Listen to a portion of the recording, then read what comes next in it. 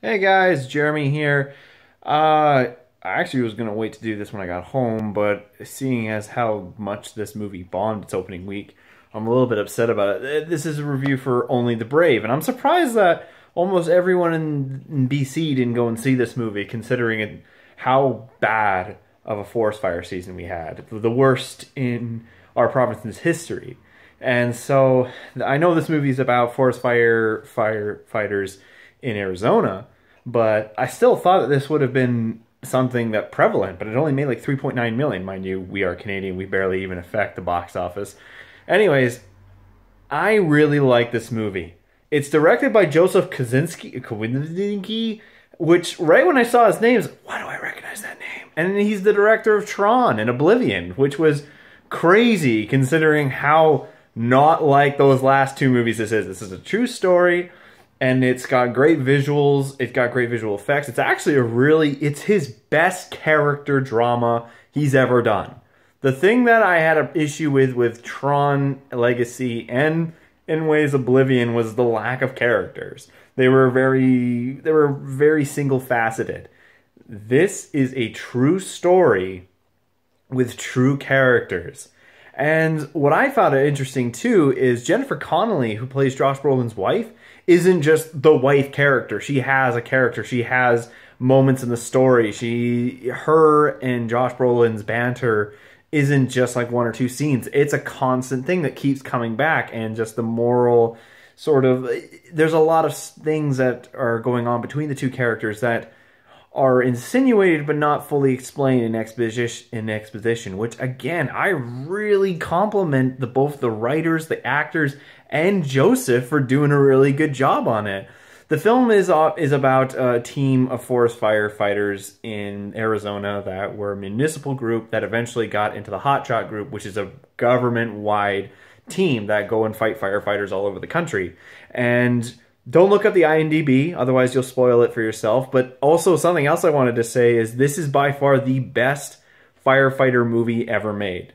Ever. About the profession.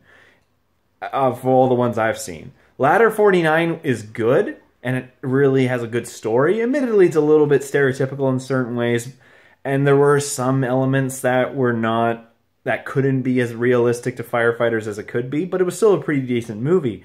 This is even better. If any of you say Backdraft, I'll freaking slap you. That movie's awful. Firefighters hate that movie. It's such bullshit.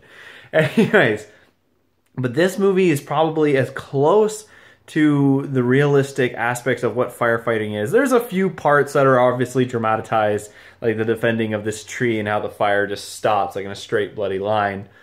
That was the one. There was that one element that kind of got to me a little bit, but then there was a lot of shots that were oddly enough framed like this.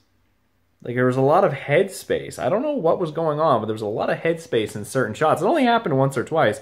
But everyone's great in this. Jeff Bridges is basically the same character from Kingsman, Golden Circle, Hell or High Water, R.I.P.D. He's basically this fat Texan guy who's just like, oh, yeah, we'll get it done, bro. We're just going to have to fight and do this stuff. It's like he's basically that character, but he's great still. Josh Brolin is fantastic. This is probably one of the best characters he's ever played. Miles Teller, really good. At first, he's kind of the stereotypical character, and then he actually is able to broaden himself. Jennifer Connelly's good in it. The team, James Page Dallas, I love this guy. I love that he gets work. He's always a secondary character, except for Spectral, but he's getting in a lot of work.